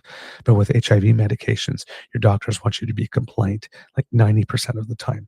So if we think of us, the regular person, when we get a course of antibiotics, how many of us miss a dose now and then or forget, right? This makes it such that people on drugs that have a high compliance requirement don't miss them at all for a period of a month or two. So these are very, very, very good drugs and good developments for people who are managing their illness. And then for people who are looking um, at PrEP, because PrEP has always been um, used in a pill format. So PrEP, for example, uh, let's say within the gay community, uh, if you have a partner, a couple, well, not even within the gay community, it could be any community. If you have a couple that is serodiscordant, they call it. So one partner is HIV positive and one person is HIV negative, and they're in a loving relationship and they have relations. PrEP is a medication that someone can take prep pre sexual intercourse that would make it so that they are at lower risk of contracting the illness as a result. Now, if your partner is undetectable, undetectable is untransmissible. If you know, do both of them together and you engage in safer sex practices as well, I mean, you're just layering the amount of protection. So it is very possible now in 2024 for a couple where one person is HIV positive and one person isn't to have a long, happy life together and not put each other's health at risk as a result of this disease, and have a happy and fulfilling sex life as well. So there are injections as well. A new drug called lenacapavir, which is proving effective for the HIV prevention in women specifically. This is according to the World Health Organization.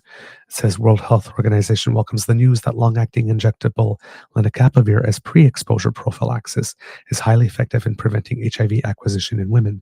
This represents a significant breakthrough in HIV prevention. The full results of Purpose 1 trial presented in the 25th International AIDS Conference demonstrate the safety and efficacy of the long-acting injectable antiretroviral drug lenacapavir, often called LEN, for PrEP, pre-exposure prophylaxis, in HIV-negative cisgender women. So that's the group that the study was done with. LN is an HIV-1 capsid inhibitor that is delivered by subcutaneous injection twice a year for HIV prevention. The Purpose 1 studies showed 0 new infections among those taking LEN. Women in countries where Purpose 1 trial was conducted and across Eastern and Southern Africa continue to experience high HIV incidence. Additional effective and acceptable HIV prevention choices for women are needed, including pre-exposure prophylaxis choices. LEN has the potential to further increase the range of effective and acceptable prevention choices available to women, overcome challenges including those related to effective use of oral tablets, and improve uptake and use of prevention. While the World Health Organization is excited by these results, there remain several important issues to address, including safety of LEN in pregnancy and breastfeeding, best approaches for HIV testing to confirm infection, potential drug resistance, safety and effectiveness among groups not included in the Purpose 1 study, and the real-world implementation of LEN. But this was the design was the study enrolled 5,345 adolescent girls and young women aged 16 to 26 at 25 sites in South Africa and 3 in Uganda. The median age of all participants was 21 years.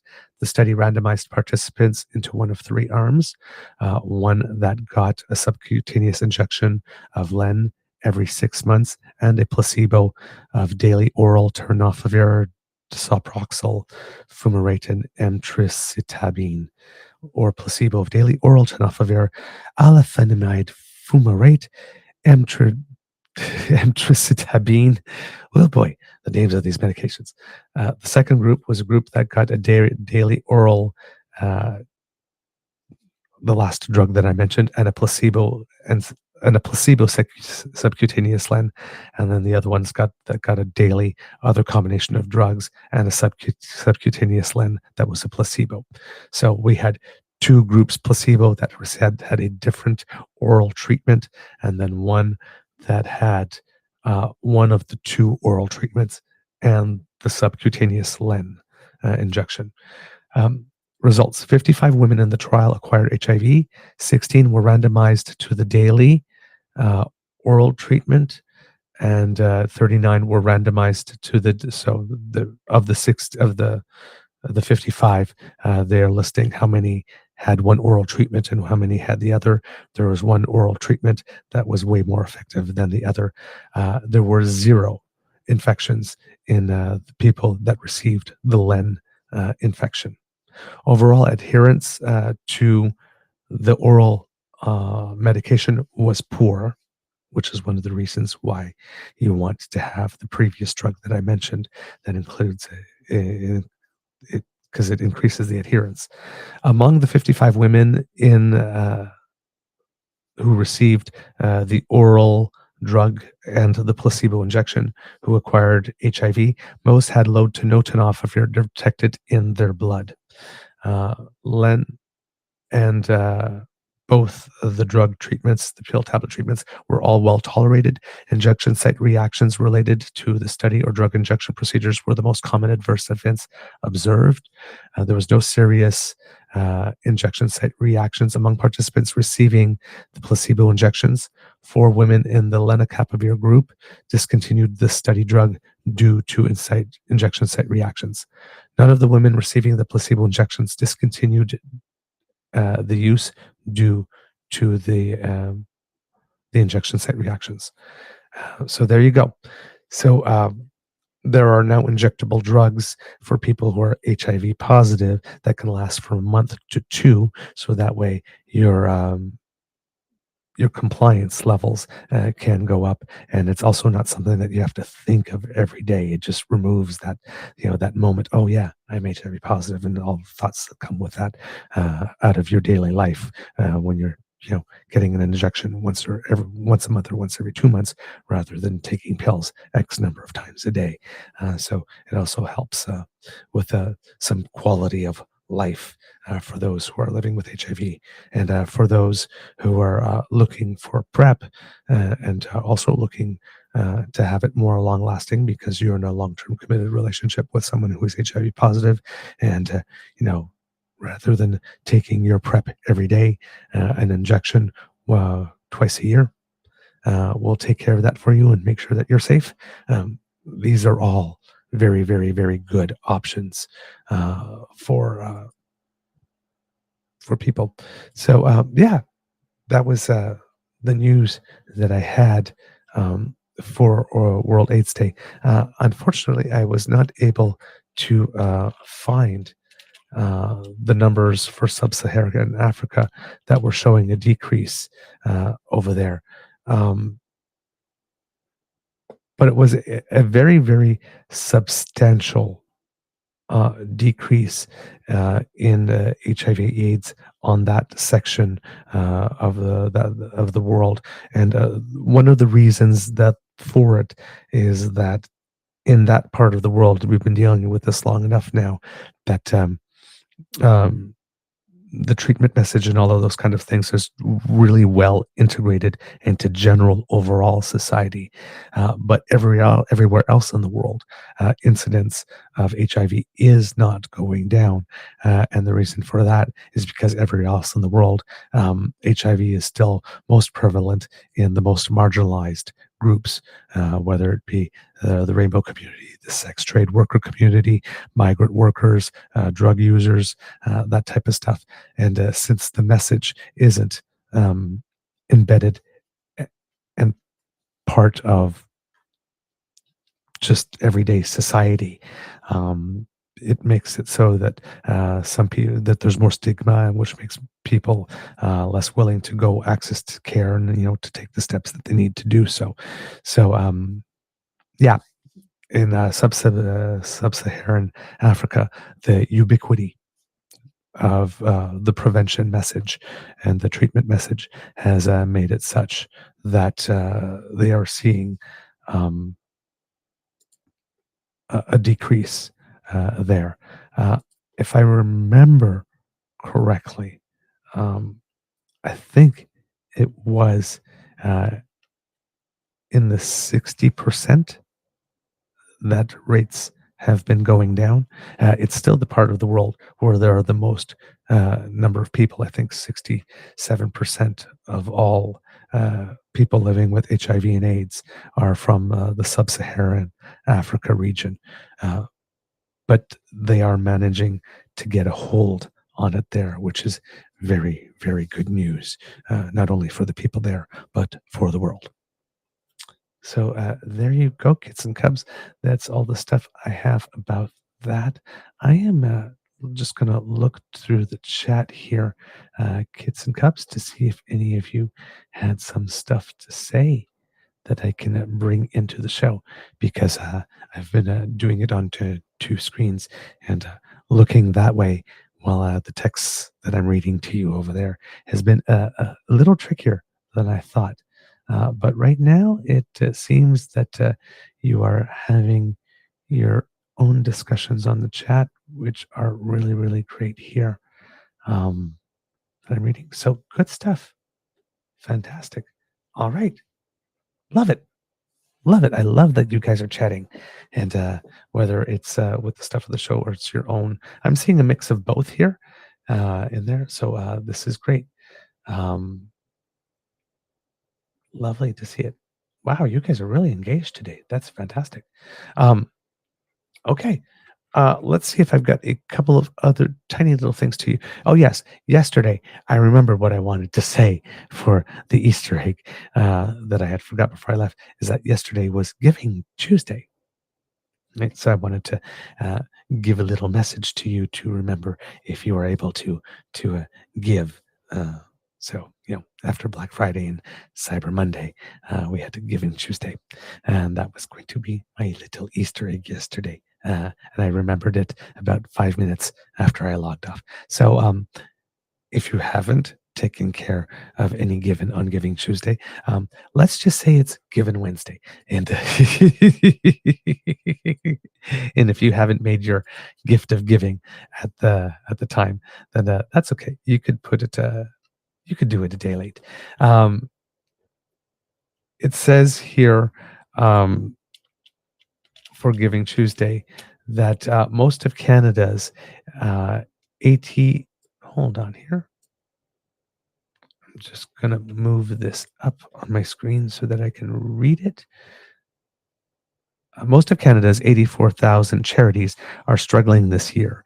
And a bit of it, the reason for this is the Canada Post strike as well, because it's making them harder to operate their mail in campaigns.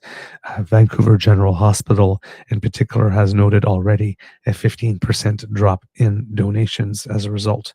Most workers say that they are asking for fair wages, and the right to retire with dignity and improved working conditions, and an expansion of services at the post office. With regards to the postal office strike as well, the United States has announced, you might have heard, that it has stopped collecting mail destined for Canada because, I mean, they would have to store it somewhere, given that there's nothing there yet. So, if you're waiting for stuff there as well, that might take a little more extra time. Now, it seems that also for people who are wanting to write Santa, we mentioned yesterday, not yesterday, but last week, I think it is, that volunteers had indicated that letters getting to Santa would get to him. That's not a problem whatsoever, that they would take care of that part. But there's another announcement. Canada Post says that it has removed the deadline for its Santa Claus letter program amid an ongoing national worker strike that has halted mail delivery leading up to the holiday season. Some 55,000 workers walked off the job more than 2 weeks ago, suspending mail service, and a program that helps to deliver up to 1.5 million letters from Canadian kids to the North Pole each year. The Postal Service says in a statement that while the initial deadline to mail a letter to Santa with the iconic HOHOHO postal code was December 6th, it has now removed the deadline from its website. It says once operations resume, it will ensure that all letters make it to the North Pole and receive a reply, but it cannot guarantee delivery dates. Canada Post says since the program began more than 40 years ago, Santa's North Pole Post Office has delivered replies to more than 45 million letters. During the strike, some communities have stepped up to deliver Santa's mail themselves, offering their own local programming on social media to make sure letter writers receive a reply by Christmas.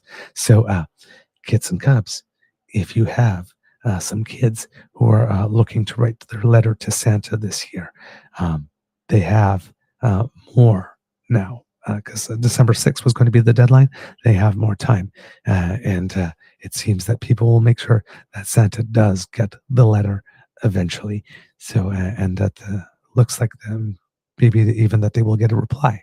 So tell them to hold tight and don't let them miss the fun this year of writing a letter to Santa just because there's a postal strike.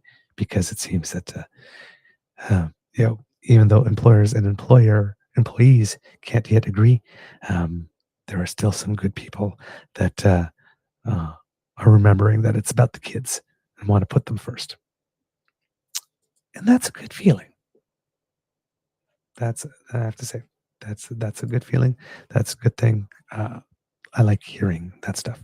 Now, Kits and Cubs, you will notice that today I did not mention anything about it, and I am only going to mention it in passing here. Um, but the whole 51st state joke, or not joke, whatever it was. Um, my philosophy when it comes to the incoming administration in the United States is that there's a lot of things that are put in the window that are said, shiny things to make us jump and dance, and a lot of these are distractions from what it is else that might be going on that day. So that's how I looked at it. It's like, oh, look, here's the distraction of the day. What are you doing with that other hand that you got me on speakerphone? That's what I'm more interested in. So that's the extent. If it was a joke, not a joke, whatever, don't really care. The Hunter Biden, Joe Biden thing, also don't really care. Um, yeah, it's wrong, but we also know who he is that he's dealing with, and I'm sure Joe Biden knows who he's dealing with. And uh, on the moral high ground things, particularly in the United States, particularly with these set of players, um, I'm just pretty much out of fucks to give. So, you know, um, would it have been better for the history books if Joe Biden went out completely untarnished? Yeah, absolutely. Would have the Republicans done what they were going to do anyway, even if Joe Biden hadn't done that? Yeah. So, you know, whatever. That's their stuff, not ours. Not interested. I'm bored. Um, so yeah, that's the extent of the time that those two events get on the show.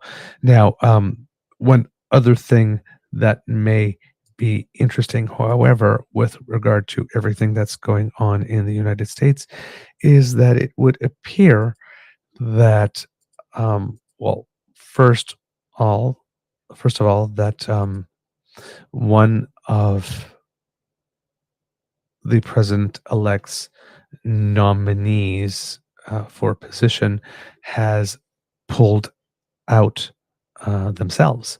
His name is Chad Chronister. He serves as a sheriff in a Florida county, and he had been tapped to be the head of the DEA. He has no experience in international operations overseen by the DEA. He basically said there's still a lot of work for him to do in his current role, and he is going to stay there. Um, it would seem that as well, um,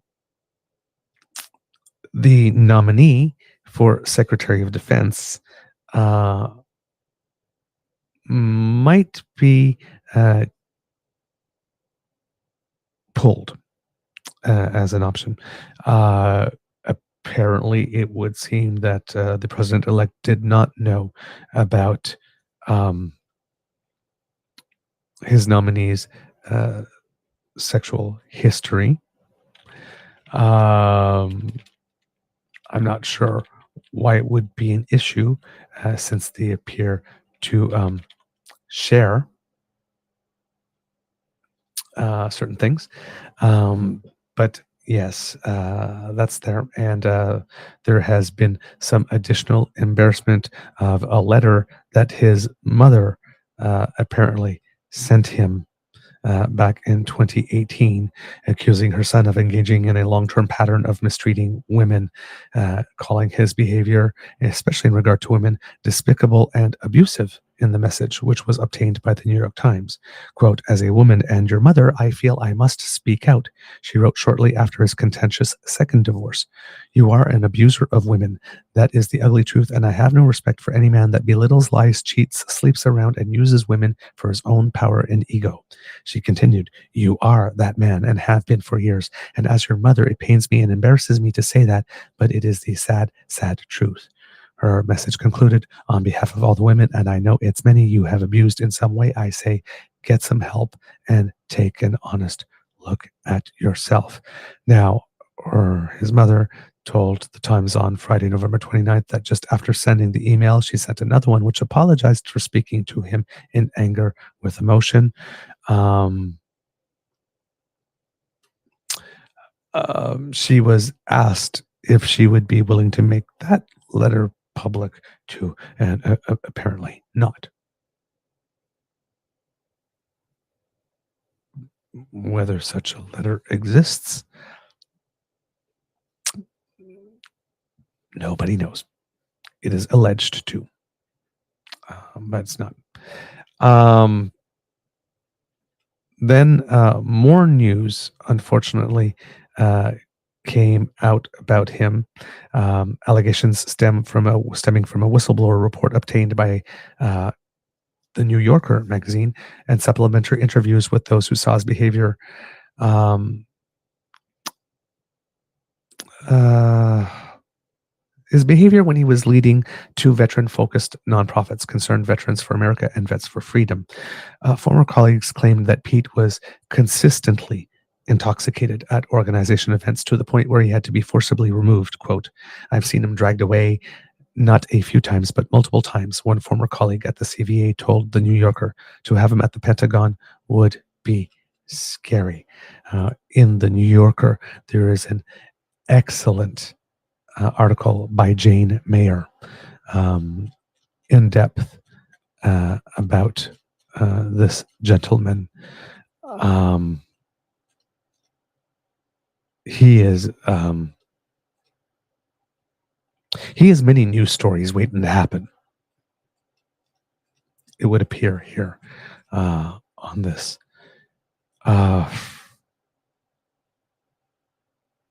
He wasn't a particularly good leader of these organizations. Womanizer, drunk a lot, publicly drunk, and apparently to the point that it was just expected that if he was at a public event, that he would be shit-faced at some point. And we know that Trump has a history with regards to alcohol, because I think it was his brother that had a problem with it, and Trump has never drank.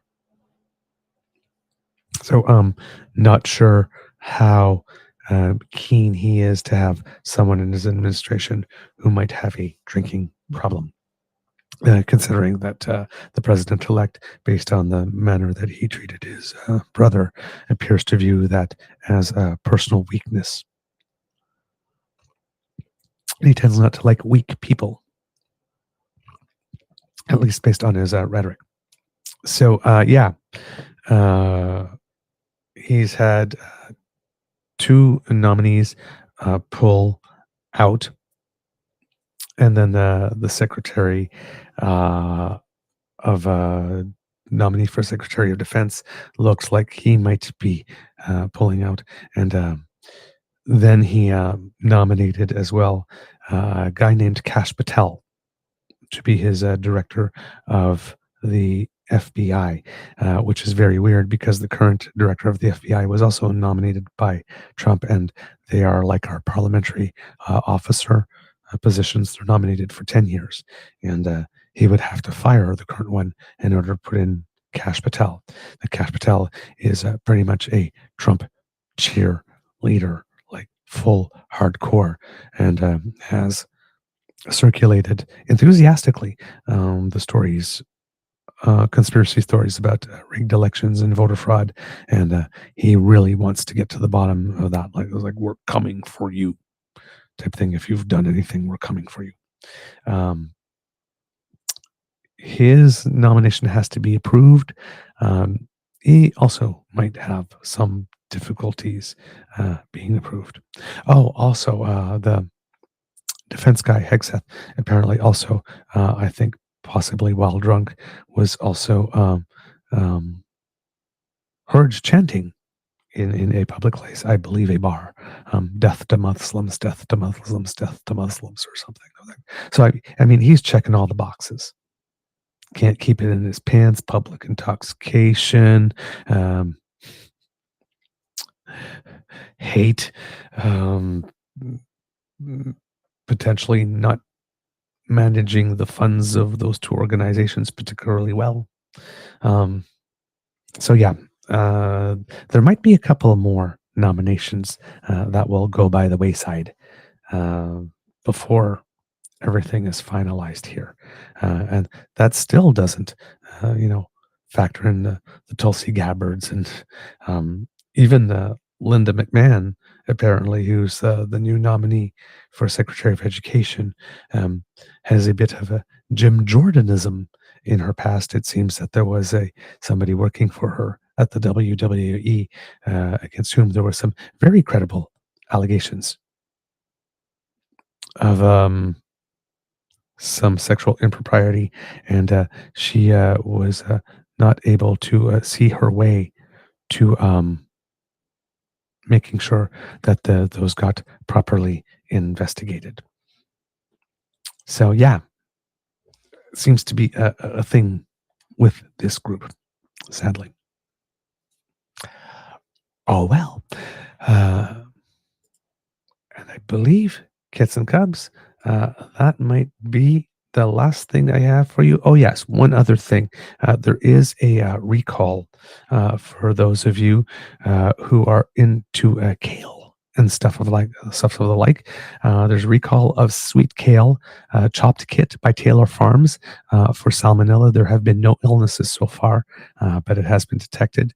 This is the third such recall in a little while on produce because there was a recall not too long ago on carrots and cucumbers as well. Lori Burrows, who's a professor of biomedicine at McMaster University, says that it's maybe actually, quote, I'm thinking that it's heightened awareness and more rigorous testing, but I would take that as a sign of success, actually, that there are a lot more recalls because that means those things are getting caught before they make people sick. So not to panic so much that we are noticing more recalls of late. It might just be the system working particularly efficiently as it should. Um, there you go, kits and cubs. I believe that is everything for today. Just going to look through my notes very quickly and make sure I gave you everything that I had for you. It seems that I do. So there you go. All right, kits and cubs. I believe we have a show. That's the end, kits and cubs, of this episode of the Daily Beaver Morning Show. We hope that you love listening to us because we love making this for you.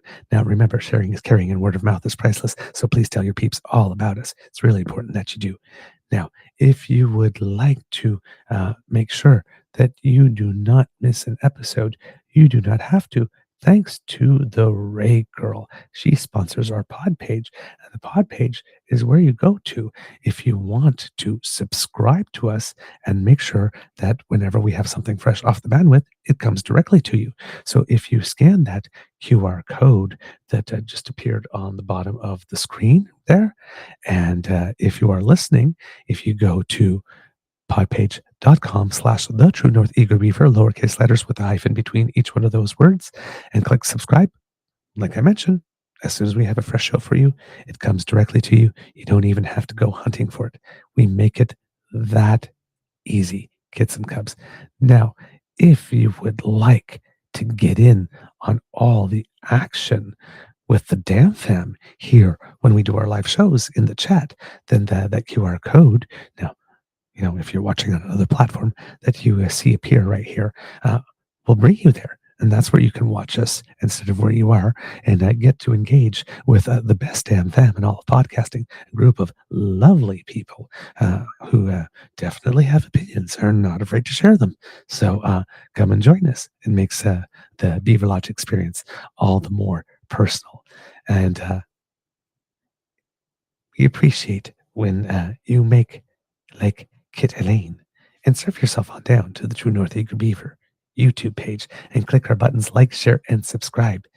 So please do that. It makes us very, very happy when you do. Now, if you would like to support us in other ways, and like we mentioned, because Kit Frankie did here on our super chat here on YouTube, thank you so much, my good friend. But there are other ways to support us as well, because for those of you who might be newer to the Damn Fam, There are memberships in our YouTube that you can obtain, and then we try to upload some bonus content there for you. And there's super chat where you can donate live as the show goes on. When you donate there, we get about 70% of your donation. When you donate through our coffee page, which we will put up right now for you, we get well over 90% of your donation. So that's the QR code that just appeared there. If you scan that, it'll bring you there. Coffee, ko-fi.com/eagerbeaver, lowercase letters, all in one word. And if you want us to make sure that we get like 100% of your donation, then a transfer to True North Eagerbeaver at gmail.com will get there. But whatever way that you choose to support us, we appreciate. We just want you to have the information so that you can make the most informed choice about your giving dollar when it comes to supporting us. So there you go. If you donate to our coffee page, you go there, you will find the Beaver Lodge Emergency Hydration Fund, where Guinness and Caesar and let's see, who else? Hot Chocolate and Coffee are waiting to help us write and produce and market and deliver the show to you, the show that you love and appreciate so much. And thank you, Kit Hugh, so much for your super chat donation I just saw come in. Very generous and kind of you. Thank you, my friend. I hope that you are having a most wonderful day. Um, yeah. So there you go, kids and cubs. Please donate whatever it is that you can. And if you are not able to donate, do not worry, because the gift of your attention and the gift of your presence is the one that matters the most to me and Mr. Grizzly. And as we mentioned, we love to hear from you. The True North Eager Beaver at gmail.com address can be used also to let us know what you think about the show. And if you have a question that you would like us to answer, or a comment, anything like that, it's not only to send us a donation, we actually want to hear from you. So if you would like to do that, Kits and Cubs, please write us. You can also reach us at the Blue Sky Beaver Lodge on Blue Sky, True Eager, also on Shitter, also True Eager, on our Facebook page, The Original and the Best. That's where we got our start, True North Eager Beaver. We got our start there as a blog. You can go there. And if you're listening on YouTube, well, the comment section right here down below, just ready for you. So thank you so very much for all your kindness and your generosity and all the ways that you help make the show better. It really means a lot to us, because democracy is something that you do, kids and cubs. If you live in Langley, Cloverdale City, no, sorry, Cloverdale, Langley City, yes, British Columbia. There's a federal by-election coming up on December 16th. That's just 12 days away. So make sure that you get all the information that you need to cast a fully informed vote. And if there's a candidate that you like, I don't know, maybe you want to do some phone calls or knock on some doors to help the cause. All right. And if you are in Alberta and Lethbridge West, there's a provincial by-election on December 18th. All the same tips apply there. So go out there and do a little democracy. And also, because we are in December now, you might want to think of something you might want to do in the coming days to get in the holiday spirit, because it is the season of giving. So maybe you want to think about how it is that you can do something to make someone's life a little brighter over the next couple of weeks. So go out there, right? Democracy doesn't always have to be something that is directly related to politics. Just helping people out is actually a rather political move. So go out there, kids and cubs, and find a way to make your little corner of the world a little better and a little brighter. Bring your own personal sparkle. Sparkle. From the Beaver Lodge. Words of wisdom. Well, I guess that was kind of words of wisdom as well.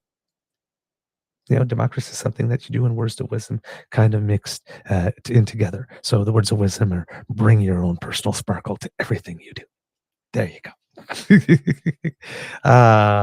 Kids from the Beaver Lodge, this is your Eager Beaver saying, it could be a tough world out there, so please be kind to and gentle with yourself. And now, magically, the music will appear as, well, yeah, will appear, I guess, not to be seen, but to be heard, as I say to myself, Mr. Beaver, cue the cock.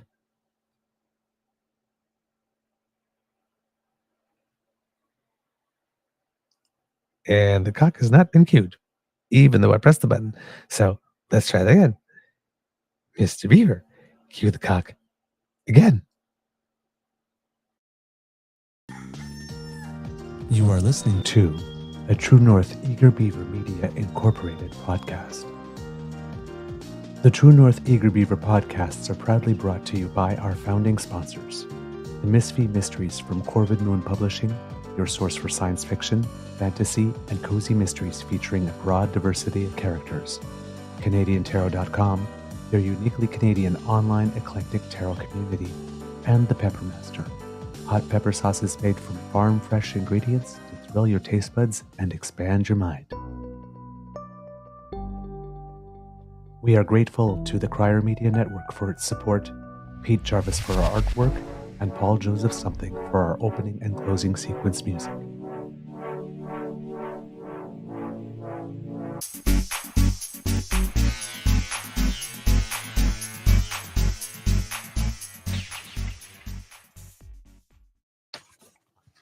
All right, kids and cubs, before we go, just a little Easter egg. As you may be aware, there are a couple of really, really big movies out in the theaters right now. And oh, by the way, before I meant to forget, Conclave that I recommended for you is now available through the streaming services. So I highly recommend that you take some time to check that one out. But we have like Gladiator 2 and Moana 2, and of course, Wicked out at the movie theaters. And the total for all the movies on their first weekend exceeded last Thanksgiving by over $100 million, which was a much needed boost for the movie house industry, which had seen a significant drop this year. The combination of the three movies had helped movie houses that were already to close about a third of the gap that had opened up between lower performance between this year and last year. Now, prior to this weekend, the biggest movie of the year was, of course, Inside Out 2, with Deadpool and Wolverine very, very, very close. Now, here's the thing. With Wicked, it seems that a lot of people are noticing that since COVID, a lot of us have forgotten that when we are in the movie theater, we are not in our living rooms, and that the movie doesn't stop to for a phone call or things like that. So that would be one thing. So please, um, if you haven't been to the movies for a while and you're going to go see a big blockbuster and the movie theater is full, this might not be the time to talk on the cell phone or try to record the screen or take pictures or put your feet up on the back of the bench in front of you and, stuff like that. Now, with Wicked in particular, please don't sing. I know it's very, very hard, particularly when you're a musical theater geek. And you have not only uh, Ariana Grande, uh, but Cynthia Erivo, who are like just amazing voices on the screen and icons for certain members of us in certain communities who maybe sometimes go overboard in worshiping our goddesses. So don't ask me how I know. Um, so don't sing, please, because people bought the ticket to hear two of the great voices actually sing. Now, however, for those of you who do want to sing, I bring good news because I do not like to be a Grinch. It appears that there will be sing along showings of Wicked starting sometime after Christmas. So go the first time Actually watch the movie and listen to those two amazing songbirds hit all the notes. And then after Christmas, go again with a group of your friends and sing your hearts out. Just don't sing at the non-sing along shows. Okay? But you will have your opportunity. So everyone in the theater will have the chance to hit that high note from defying gravity at the end. Okay? I do not want to deny you your fun. But yeah, in the apparently a lot of people have gotten very, very annoyed, and it has led to tensions. So just yes. Exactly, Catrano. Dan, solutions that work for all. I love it. Indeed. Indeed. Because come on, you know,